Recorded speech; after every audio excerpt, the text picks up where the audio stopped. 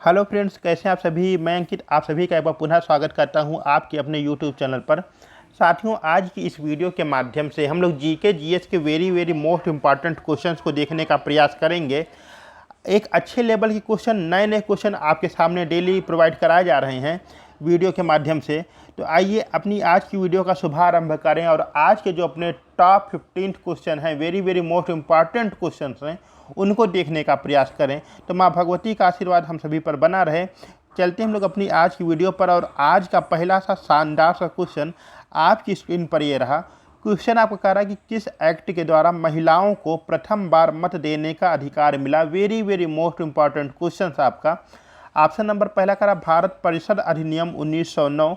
Option number दूसरा कह रहा है चार्टर एक्ट 1853। ऑप्शन नंबर तीसरा कह रहा है चार्टर एक्ट 1833 या ऑप्शन नंबर चौथा कह रहा है भारत सरकार अधिनियम 1919। तो इसमें से आपका सही जवाब कौन सा होने वाला है, यह आपको बताना है। तो अगर बात करें इसके ऑप्शंस की, तो पहला ऑप्शन आपका कह रहा भारत परिषद अधिनियम 1909, जिसे मार्ले मिंटो एक्ट के भी नाम से जानते हैं। इसके अंतर्गत क्या किया गया कि मुस्लिमों को पृथक निर्वाचन क्षेत्र की व्यवस्था कर दी गई।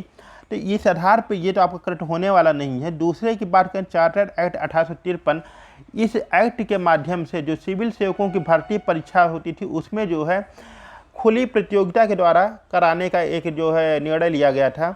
ऑप्शन नंबर तीसरे की बात करें चार्टर एक्ट 1833, इसके द्वारा ईसाई मिशनरियों को भारत में प्रचार प्रसार करने की अनुमति प्रदान कर दी गई थी।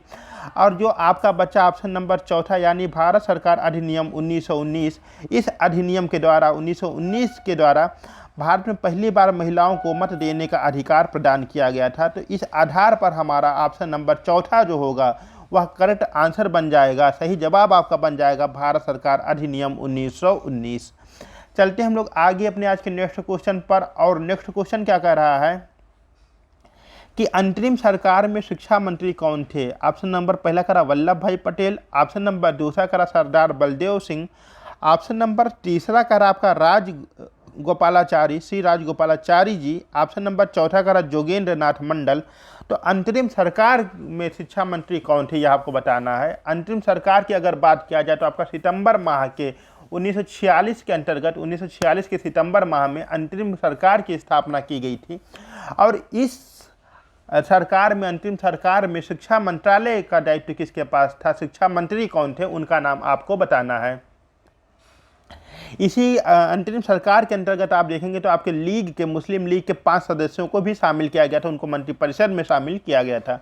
यहाँ बात करा कि अंतरिम सरकार में शिक्षा मंत्री कौन थे, इनके बारे में बताना है। तो आइए एक एक ऑप्शन देखने का प्रयास करते हैं। सरदार वल्लभ भाई पटेल जी की बात किया जाए तो सरदार वल्लभ भाई पटेल जी के पास गृह मंत्रालय, सूचना प्रसारण मंत्रालय था सरदार वल्लभ भाई पटेल जी के पास। अगर सरदार बलदेव जी की बात किया जाए तो सरदार बलदेव जी के पास रक्षा मंत्रालय का दायित्व था, रक्षा मंत्रालय। और जोगेंद्र नाथ मंडल जी की बात किया जाए, जोगेंद्र नाथ मंडल जो होते हैं पहले विधि मंत्री के रूप में जाने जाते हैं, यानी इनके पास विधि मंत्रालय जोगेंद्र नाथ मंडल जी के पास देखने को मिलता है। जबकि अगर बात किया जाए श्री राजगोपालाचारी जी की, तो श्री राजगोपालाचारी जी के पास शिक्षा मंत्रालय था, यानी कि शिक्षा मंत्री के रूप में अंतरिम सरकार में देखने को मिलते हैं। तो अगर अंतरिम सरकार की बात किया जाए तो गृह सूचना प्रसारण मंत्रालय के जो मंत्री थे वह थे वल्लभ भाई पटेल जी। अगर रक्षा मंत्रालय की बात करें तो रक्षा मंत्रालय देख रहे थे सरदार बलदेव सिंह जी। और जोगेंद्र नाथ मंडल की बात किया जाए तो जोगेंद्र नाथ मंडल जी उस समय विधि मंत्रालय देख रहे थे, यानी विधि मंत्री के रूप में, कानून मंत्री के रूप में जो 1946 के अंतरिम सरकार में मंत्री थे वे थे जोगेंद्र नाथ मंडल जी। जबकि राजगोपालाचारी जी की बात किया जाए तो शिक्षा मंत्री के रूप में देखने को मिलते हैं। चलते हम लोग अपने आज के नेक्स्ट क्वेश्चन पर। और आज का तीसरा क्वेश्चन आपकी प्यारी सी स्क्रीन पर साथियों ये रहा। क्वेश्चन करा कि 1857 के संग्राम में भाग लेने वाले सैनिकों की सर्वाधिक संख्या किस प्रदेश से थी। ऑप्शन नंबर पहला करा बंगाल से। ऑप्शन नंबर दूसरा करा अवध क्षेत्र से। ऑप्शन नंबर तीसरा करा आपका बिहार क्षेत्र से, या ऑप्शन नंबर चौथा करा राजस्थान से। तो जो आपका 1857 का विद्रोह हुआ था, जो 1857 का संग्राम हुआ था, जो स्वतंत्रता की पहली लड़ाई लड़ी गई थी 1857 में, इसमें जो सैनिकों की संख्या थी किस प्रदेश से सर्वाधिक, किस क्षेत्र से सर्वाधिक देखने को मिलती है। तो अगर इसकी हम लोग बात किया जाए सही जवाब इसका क्या बनेगा, तो वो बन जाएगा भैया आपका अवध क्षेत्र। कौन सा? अवध क्षेत्र। यानी ऑप्शन नंबर दूसरा यहाँ पर हमारा करेक्ट होता हुआ दिखाई दे रहा है। जो आपका 1857 का विद्रोह हुआ था, जो इसमें सर्वाधिक सैनिकों की संख्या थी, वह आपकी अवध क्षेत्र से सैनिक आपके देखने को मिलते थे। और अगर बात किया जाए कुल सैनिकों का, लगभग आपका 60% आपके अवध के सैनिक देखने को मिलते थे। ठीक है, इस आधार पर हमारा ऑप्शन नंबर दूसरा सही हो जाएगा। चलते हैं हम लोग अपने आज के नेक्स्ट क्वेश्चन पर। और आज का नेक्स्ट क्वेश्चन आपका क्या कह रहा है, बहुत ही आसान सा क्वेश्चन है, कई बार आपका रिपीटेड क्वेश्चन है, कई बार आपका एग्जाम में पूछा गया क्वेश्चन है। आपका क्वेश्चन कह रहा है संविधान सभा के संवैधानिक सलाहकार कौन थे। ऑप्शन नंबर पहला कह रहा सच्चिदानंद सिन्हा, ऑप्शन नंबर दूसरा कह रहा KM मुंशी, ऑप्शन नंबर तीसरा कह रहा BN राव, या ऑप्शन नंबर चौथा कह रहा TT किहड़ामाचारी। तो संविधान सभा के जो संवैधानिक सलाहकार थे उनका नाम बताना है। बहुत ही आसान सा क्वेश्चन है आपका, कई बार आपके एग्जाम में पूछा भी गया है। तो इसका जो सही जवाब बन जाएगा वह बन जाएगा ऑप्शन नंबर तीसरा, यानी BN राव। कौन हो जाएंगे भैया? BN राव साहब जो हैं भारतीय संविधान सभा के संवैधानिक सलाहकार के रूप में देखने को मिलते हैं। चलते हम लोग क्वेश्चन नंबर 5 पर। और क्वेश्चन नंबर 5 अपने आप में बहुत ही इंपॉर्टेंट क्वेश्चन है और बहुत ही शानदार सा क्वेश्चन है। देखते हैं क्या कर रहा है क्वेश्चन। आपका कह रहा है कि रैयतवाड़ी व्यवस्था के जनक माने जाते हैं। ऑप्शन नंबर पहला कह रहा टॉमस मुनरो, ऑप्शन नंबर दूसरा कह रहा है रीड, ऑप्शन नंबर तीसरा कह रहा हार्ट मैकेंजी, या ऑप्शन नंबर चौथा कह रहा आ और बा दोनों, यानी ऑप्शन नंबर पहला और ऑप्शन नंबर दूसरा दोनों सही। तो रैयतवाड़ी व्यवस्था के जनक किसे माना जाता है? जब हम पढ़ते हैं लैंड रिफॉर्म सेटलमेंट में, तो वहाँ हमें 3 प्रकार की व्यवस्था देखने को मिलती है। एक आपकी जमींदारी देखने को मिलती है, दूसरी आपकी महालबाड़ी देखने को मिलती है, और तीसरी आपको मिलती है रैयतवाड़ी व्यवस्था देखने को मिलती है। अगर जमींदारी व्यवस्था की बात करा जाए, जिसमें आपके कार्नवालिस देखने को मिलते हैं, तो जो आपकी जमींदारी व्यवस्था थी यह पूरे भूभाग की, यानी भारत के जो भूभाग थे उनके 19% पर आपके जो है जमींदारी इस्तेमारी व्यवस्था आपको देखने को मिलती है। और इसी व्यवस्था के अंतर्गत आपका सनसेट लॉ भी देखने को मिलता है। पंचशाला पद्धति की व्यवस्था भी इसी में देखने को मिलती है। आपके 1872 से लेकर 1870 तक का जो टाइम पीरियड था यह पंचशाला के अंतर्गत आता था। तो जो है आपकी जमींदारी व्यवस्था 19% भूभाग पर लागू होती थी, जबकि अगर महालबाड़ी की व्यवस्था करें तो महालबाड़ी कुल क्षेत्र के 30% पर लागू होती थी। और जो सर्वाधिक मात्रा में क्षेत्रफल जिसके पास था वो रैयतवाड़ी आपके पूरे भूभाग के जो है लगभग 51% भूभाग पर यह आपकी देखने को मिलती थी। अब बात किया जाए कि इसके जनक कौन थे, तो अगर बात करते हैं हार्ट मैकेंजी की, तो हार्ट मैकेंजी हो जाते हैं आपके महालबाड़ी के जनक। किस व्यवस्था के? महालबाड़ी के जनक हो जाते हैं। जबकि अगर रैयतवाड़ी व्यवस्था की बात किया जाए तो यहाँ पर टॉमस मुनरो और रीड दोनों लोग देखने को मिलते हैं। इस आधार पर हमारा ऑप्शन नंबर चौथा करेक्ट आंसर बन जाएगा कि आपकी रैयतवाड़ी भू व्यवस्था जो थी, रैयतवाड़ी जो व्यवस्था थी, इसके जनक के रूप में आपके टॉमस मुनरो और रीड देखने को मिलते हैं। चलते हैं आगे हम लोग अपने आज के नेक्स्ट क्वेश्चन पर। और अगला क्वेश्चन आपका क्या कह रहा है, कह रहा है कि नवजागरण का अग्रदूत किसे कहा जाता है। बहुत ही शानदार सा क्वेश्चन आपके सामने है कि नवजागरण का अग्रदूत किसे कहा जाता है। ऑप्शन नंबर पहला कह रहा महात्मा गांधी, ऑप्शन नंबर दूसरा कह रहा राम मोहन राय, या ऑप्शन नंबर तीसरा कह रहा कि रविंद्रनाथ ठाकुर, या इनमें से कोई नहीं। तो भारतीय नवजागरण का अग्रदूत की संज्ञा किसे दी जाती है, यह आपको बताना है। तो इसका जो सही जवाब हो जाएगा यह हो जाएगा आपका ऑप्शन नंबर दूसरा, यानी राजा राम मोहन राय। कौन हो जाएंगे? राजा राम मोहन राय। अगर राजा राम मोहन राय जी की बात किया जाए तो इनका जन्म हो जाता है 1772 में। कहाँ पर होता है? कोलकाता के अंतर्गत 1772 में। और इनके संदर्भ में आपको 2 उपाधियाँ देखने को मिलती हैं, एक तो राय राया की उपाधि और दूसरी मिलती है राजा की उपाधि। जो राय राया की उपाधि देखने को मिलती है, राय राया की उपाधि ने दी गई थी बंगाल के नवाब के द्वारा, और राजा की उपाधि इनको अकबर द्वितीय के द्वारा दी जाती है, जब ये अकबर द्वितीय की पेंशन वृद्धि के लिए जो है ब्रिटेन जाते हैं उस वक्त दी जाती है। तो नवजागरण का अग्रदूत किसे कहा जाता है? राजा राम मोहन राय जी को कहा जाता है। इन्हीं के द्वारा ब्रह्म समाज की स्थापना की जाती है आपके 1828 में। अगर 1815 की बात किया जाए तो 8वीं सभा की भी स्थापना इनके द्वारा की जाती है। चलते हम लोग आगे अपने आज के नेक्स्ट क्वेश्चन पर। और आज का अपना नेक्स्ट क्वेश्चन क्या कह रहा है, कह रहा है कि भारत के पहले वित्त आयोग के अध्यक्ष थे। बहुत ही शानदार से क्वेश्चन आपका। कह रहा है कि CD देशमुख, ऑप्शन नंबर दूसरा कह रहा KC नियोगी, ऑप्शन नंबर तीसरा कह रहा अरविंद पनगड़िया, या ऑप्शन नंबर चौथा कह रहा गुलजारी लाल नंदा। तो भारत के जो पहले वित्त आयोग के अध्यक्ष थे उनका क्या नाम था, यह आपको बताना है।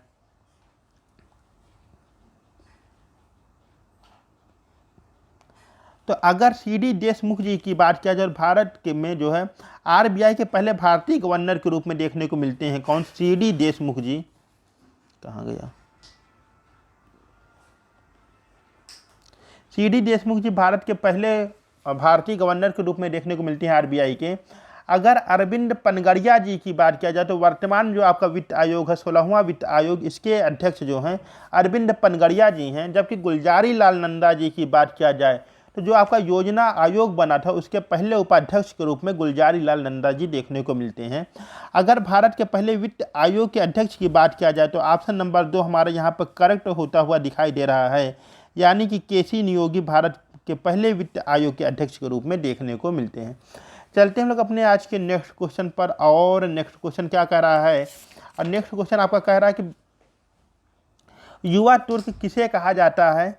ऑप्शन नंबर पहला कह रहा है मोहम्मद अली जिन्ना, ऑप्शन नंबर दूसरा कह रहा भगत सिंह, ऑप्शन नंबर तीसरा कह रहा चंद्रशेखर, ऑप्शन नंबर चौथा कह रहा है रविन्द्रनाथ ठाकुर। तो युवा तुर्क की संज्ञा किसे दी जाती है, यह आपको बताना है।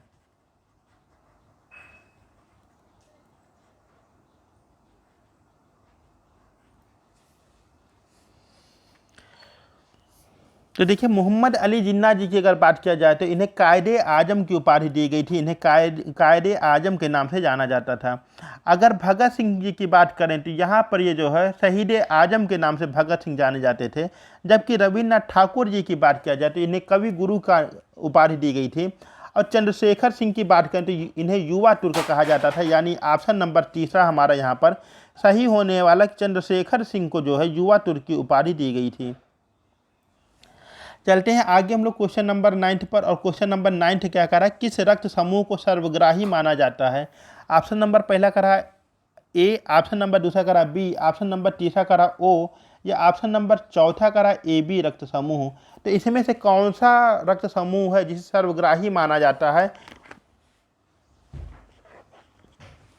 तो देखिए अगर ऑप्शन नंबर तीसरे की बात करें कि O ब्लड ग्रुप, तो O ब्लड ग्रुप जो होता है सर्वदाता होता है। क्या होता है? सर्वदाता होता है, डोनर होता है।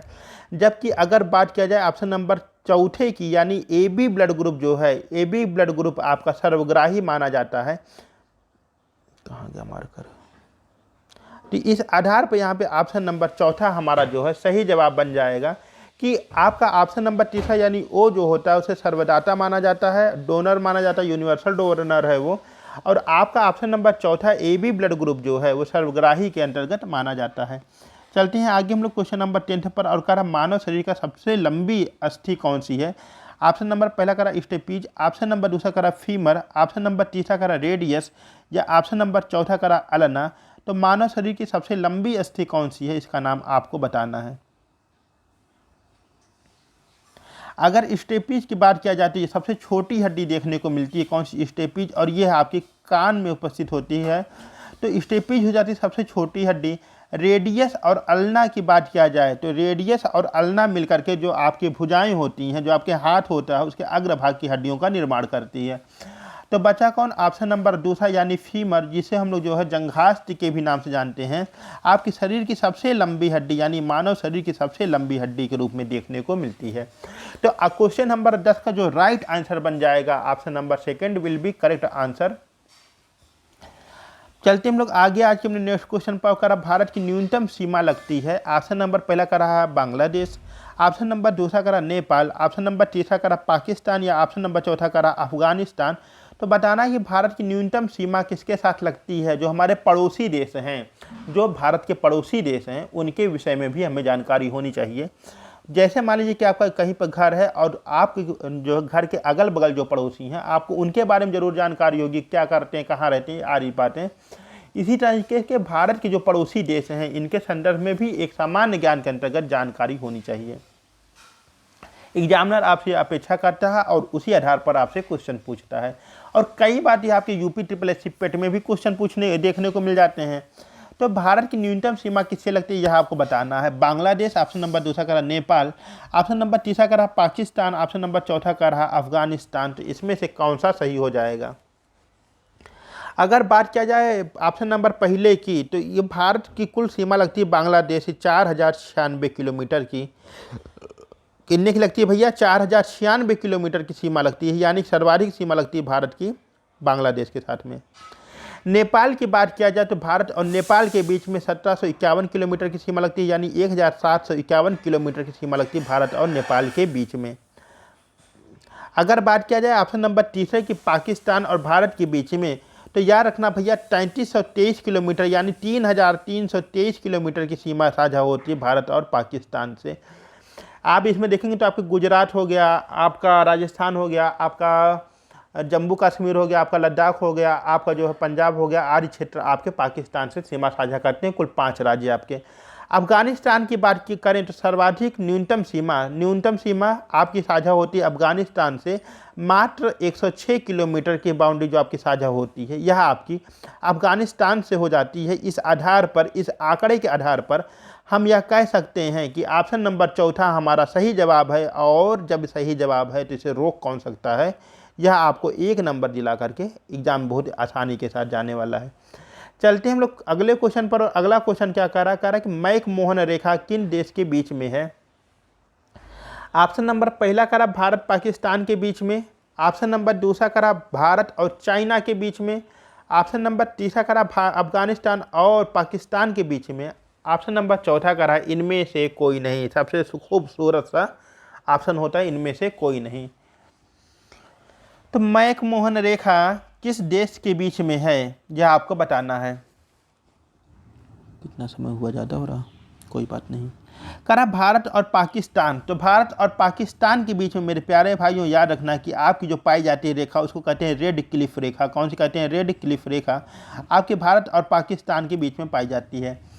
पाकिस्तान और अफगानिस्तान के बीच में जो पाई जाती है इसको डूरंड रेखा कहते हैं। कौन सी रेखा कहते हैं, इसे डूरंड रेखा के नाम से जानते हैं इसको।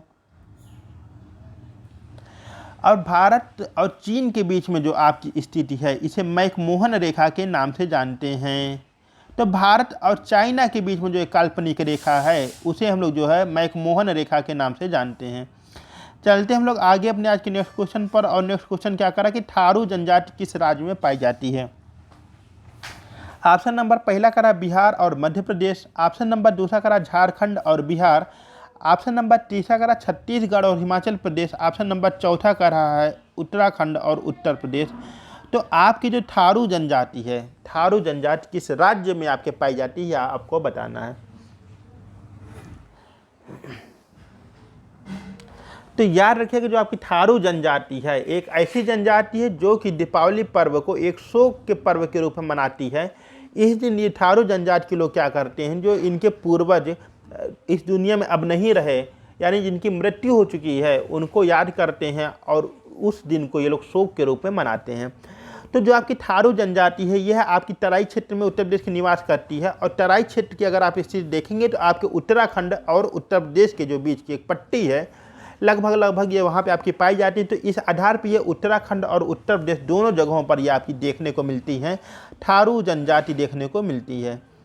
ठीक है, इस आधार पर हमारा ऑप्शन नंबर चौथा क्या हो जाएगा, सही जवाब हो जाएगा कि उत्तराखंड और उत्तर प्रदेश के अंतर्गत आपकी थारू जनजाति देखने को मिलती है। चलते हम लोग अगले क्वेश्चन पर। और अगला क्वेश्चन क्या कह रहा है, अगला क्वेश्चन कह रहा है करीबा बांध किस नदी पर है। ऑप्शन नंबर पहला कह रहा काफ्यू नदी, ऑप्शन नंबर दूसरा कह रहा जाम्बेजी नदी, ऑप्शन नंबर तीसरा कह रहा राइन नदी, या ऑप्शन नंबर चौथा कह रहा कांगो नदी। और साथियों इसी के साथ एक छोटा सा रिक्वेस्ट आप सभी से, एक छोटी सी गुजारिश आपसे कि चैनल पर नए हैं चैनल सब्सक्राइब अवश्य करें। एक छोटा सा योगदान तो आप दे ही सकते हैं कि करीबा बांध किस नदी पर यह आपको बताना है। झूठे में कह दिए सब्सक्राइब के लिए। करीबा बांध किस नदी पे यह आपको बताना, तो याद रखिएगा जो आपका करीबा बांध है ये जाम्बेजी नदी पर देखने को मिलता है। कहाँ देखने को मिलता है, जाम्बेजी नदी पर देखने को मिलता है आपका करीबा बांध। और यह आपका अफ्रीका महाद्वीप के अंतर्गत देखने को मिलता है। चलते हैं क्वेश्चन नंबर आज के अपने 15वें क्वेश्चन पर, और आज का अपना लास्ट क्वेश्चन है, कह रहा है विश्व व्यापार संगठन का मुख्यालय कहाँ है। WTO वर्ल्ड ट्रेड ऑर्गेनाइजेशन का जो आपका हेड ऑफिस है यह कहाँ देखने को मिलता है। ऑप्शन नंबर पहला कह रहा है न्यूयॉर्क, ऑप्शन नंबर दूसरा कह रहा है जिनेवा, ऑप्शन नंबर तीसरा कह रहा है वाशिंगटन, या ऑप्शन नंबर चौथा कह रहा है लंदन। तो आपको बताना है विश्व व्यापार संगठन WTO वर्ल्ड ट्रेड ऑर्गेनाइजेशन का हेड ऑफिस, आपका हेडक्वार्टर कहाँ देखने को मिलता है। तो इसकी स्थापना होती है 1 जनवरी 1995। कब स्थापना होती है WTO की? 1 जनवरी 1995 के अंतर्गत इसकी स्थापना होती है। और कहाँ होती है? तो जिनेवा के स्विट्जरलैंड में ये देखने को मिलता है। कहाँ देखने को मिलता है? आपके जिनेवा के स्विट्जरलैंड में इसका मुख्यालय देखने को मिलता है। और अगर बात किया जाए कि वर्तमान में इसके प्रमुख कौन है, तो नागोजी ओकोंजो-इवेला इसके वर्तमान में अध्यक्ष के रूप में देखने को मिलते हैं। इस तरह साथियों हम लोग अपनी आज की वीडियो में वेरी मोस्ट इम्पॉर्टेंट क्वेश्चंस को देखने का प्रयास किए हैं। उम्मीद करता हूँ क्वेश्चन आप सभी को बहुत ही पसंद आए होंगे, और आप सभी चैनल पर नए होंगे तो चैनल पर सब्सक्राइब करके अपना सहयोग हमें ज़रूर देंगे, और अपने सुझाव से हमें अवश्य अवगत करवाएंगे। मिलते हैं लोग अपनी वीडियो में, अपनी अगली वीडियो में। तब तक के लिए नमस्कार, अपना ध्यान रखिएगा, आपके चेहरे पर मुस्कान यूं ही कायम रहे।